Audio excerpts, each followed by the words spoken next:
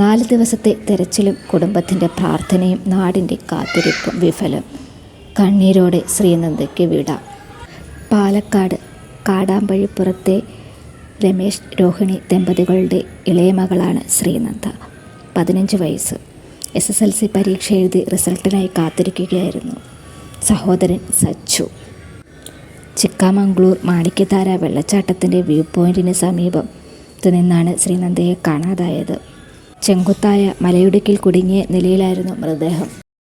പോലീസും വനം വകുപ്പും ദുരന്തനിവാരണ സേനയുമടക്കം 400ഓളം വരുന്ന സംഘം ഡ്രോൺ, തെർമൽ ക്യാമറകളുടെ സഹായത്തോടെ നടത്തിയ തെരച്ചിലിലാണ് ശ്രീനന്ദയുടെ മൃതദേഹം ഇന്നലെ പകൽ 12-ന് കണ്ടെത്തിയത്.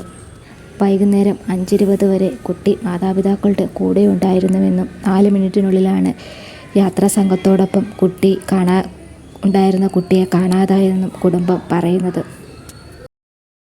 തലയുടെ വലതുഭാഗത്തേറ്റ പരിക്കാണ് മരണകാരണമെന്ന് റിപ്പോർട്ട്. ശരീരത്തിൽ പലയിടങ്ങളിൽ അസ്ഥികൾ പൊട്ടിയിട്ടുണ്ട്.